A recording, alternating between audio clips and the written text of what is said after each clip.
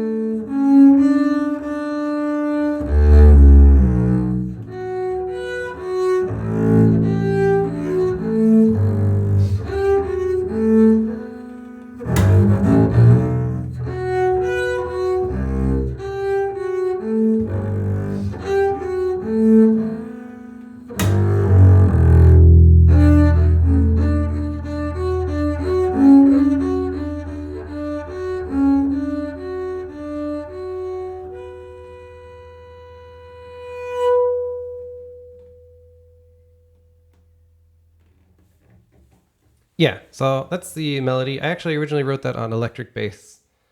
And then I translated it from electric to upright, and actually originally played it up high. I don't know if I can do it anymore.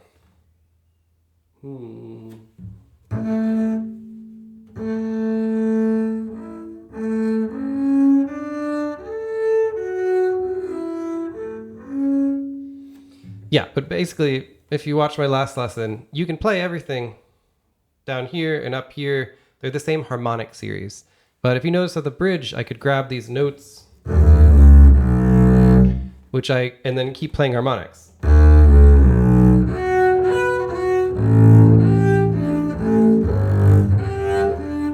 Which I couldn't grab those notes if I was up high. I could play the open notes, but yeah, I think you have more freedom in composing when you are doing harmonics up high. But that's me. Maybe somebody is fervently against that, and feel free to write in the comments. This song is definitely heavily influenced from Portrait of Tracy. If you don't know that from Jacopo Pastorius, check it out. The opening to Portrait of Tracy.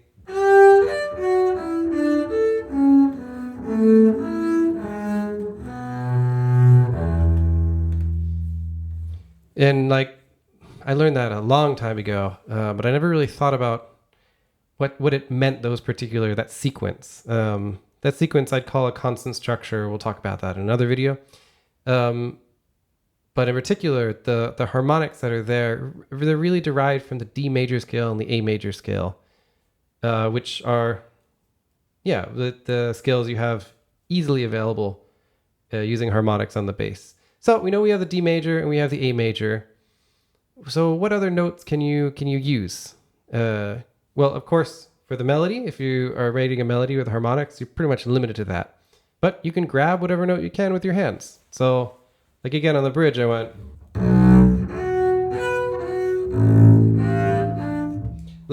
In Portrait of Peace, I use an E flat at the end of one of the A's, which is not... Is it an A? No, it's not an A or D.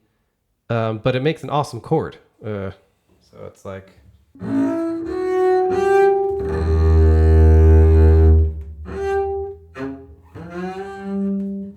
Yeah, I'm basically playing a G harmonic, and with the E below, then you have this third, which is lovely.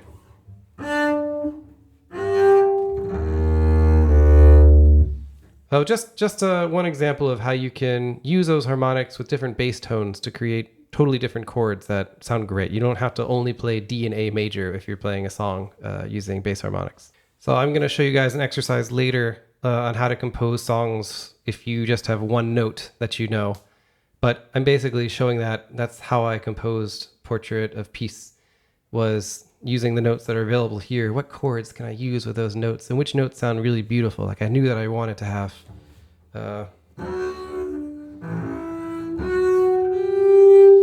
Like the notes on the G string sound great.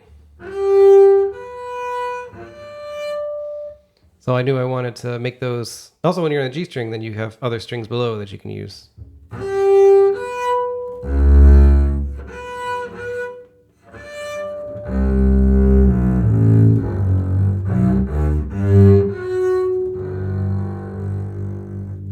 So I tend to do D and G harmonics, let them ring, and then you play a bass note under them. Sounds really good, I think. And yeah, I'm not alone in composing songs with one common tone. It's actually a very common technique, and I'm going to show you a very famous composition from Wayne Shorter called Infant Eyes that uses this technique. But I'm going to show you on the piano. We can talk about later why composing on the piano as opposed to composing on the bass, why the piano is a bit better, but in general, you have access to more notes and you can play more notes simultaneously. I compose much more at the piano than I do at the bass, but I still compose with the bass.